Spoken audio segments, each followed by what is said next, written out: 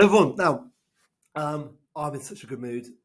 I am in a annoyingly good mood, actually, because I'm normally quite positive. Well, normally really positive, but I'm probably a level above it right now. Which Mrs. Prosser, if you asked her, is that too much when Mr. Thompson's feel like this? She'd probably say yes, it is actually.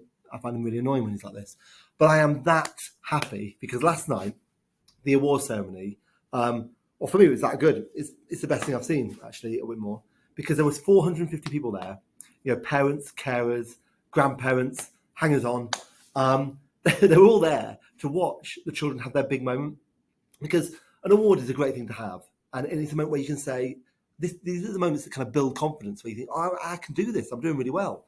And the pride that parents had, the way that they stayed afterwards to make sure they could take photos of their child with their awards, it was just lovely to see. So I want to thank a few people really quickly. Mr. Emery, I think he's aged maybe 10, 15 years in the last 2 weeks trying to organise this.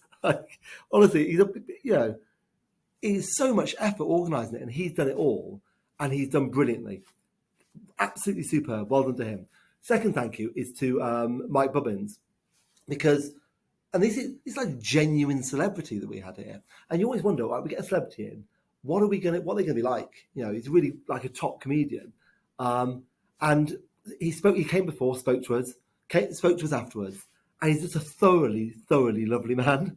Brilliant guy. And he's talking about how he might be able to support the school in a couple of ways. But thank you to him for being involved, because he's a Barry boy, he's done a brilliant job, and it was just great to have him there. So thank you to him. Now, what else happened? Well, my great mood was almost ruined. Like, it almost was this morning, because imagine this, I'm in staff briefing, I'm telling them the story that I'll tell you about later. There's basically nothing of importance being said, but then suddenly the Welsh Awards were coming in. Which teacher had made the best Welsh that week? And I've been fighting for this. As a man from Nottingham, I have to fight. I've been saying Borodar in the morning, Pryn Houndar in the afternoon, Estevok when I'm trying to get people to sit down. Sevok, stand up. Estevok, sit down, yeah. I am going the whole way, the whole hog. And what happens is each of the names of staff who have been nominated goes up. First nomination, not my name. Second nomination, not my name. Third nomination, there it is. Innes Robinson, name and lights. I celebrate maybe a bit too much. The fourth name comes up, and then there's almost like a drum roll. And Mr. Fitzpatrick wins it. Mr. Fitzpatrick. He jumps up, celebrates. He shakes my hand. I try and put on like a kind of stoic face of well done. I'm furious. And I was just absolutely gutted. But this is what happens when you don't get an award. It kind of goes back to the award ceremonies. It's just going to make me fight harder. I'm going to be back, Mr. Fitzpatrick. I'm winning one of those awards. It's happening. One time I'll get Welsh speakers. I've got to say, the guys in Welsh, the change in the school in terms of the staff trying to do Welsh and trying to make sure Welsh is part of our culture, which it is, has been it's been a complete transformation. So thank you to them. But I will win that award. Next to the bit, ski trip. 100 people going on a ski trip. Brilliant. Thank you to Mr. Manley last night, because they had all the staff going on the ski trip, because you were able to hire the ski gear before you go, which I didn't know schools did that. But it's a brilliant idea.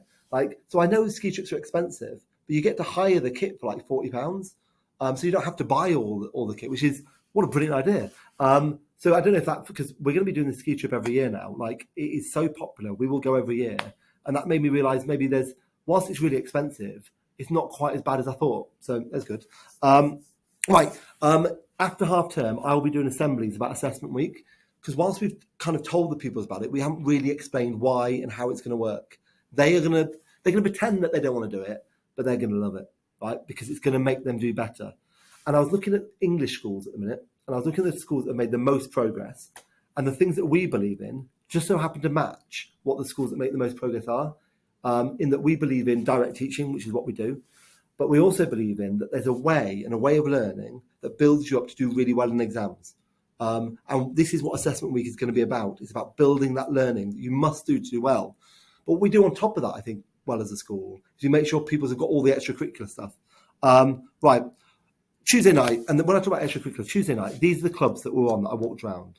There was the trinity of things that you enjoy doing. That honestly, I'd have lived for these three things. D&D, Games Workshop, Lego. There was about 100 pupils just in that. Then we had football match on at the time, basketball, about 50 kids, cooking, what else? Gym, there was a gym club on, there was drama rehearsals, and there was even more. I didn't see them all. I've never seen anything like that in a school, and I mean that. I've never seen that many clubs attended to that amount. There was ballet on the same night. I didn't even see it. Unbelievable. I mean, honestly, it's as good as it gets. And what else happened? The final thing that I'll say to you is I made it. The moment's happened. You may have noticed it during this. 2 watches. Now, I made sure I told the staff about it in briefing this morning to muted reception. I mean, some people with their staff briefing like to tell people about what's going on in the school. I like to tell them about my 2 watches. It's been a game changer. I've been able to tell my wife this morning on an extended kind of monologue about how my sleep patterns. She was really interested, and I also could check my heart rate, which seems okay. So long and short is, I'm really pleased with this. I think it is a game changer, and I will hear no negative press about it. Right, have a lovely weekend. I'm going to Bath, which is nice, which is where I went to university. I'm going to show my kids the Roman baths. So I'm looking forward to it. Right, have a lovely weekend. Cheers. Bye.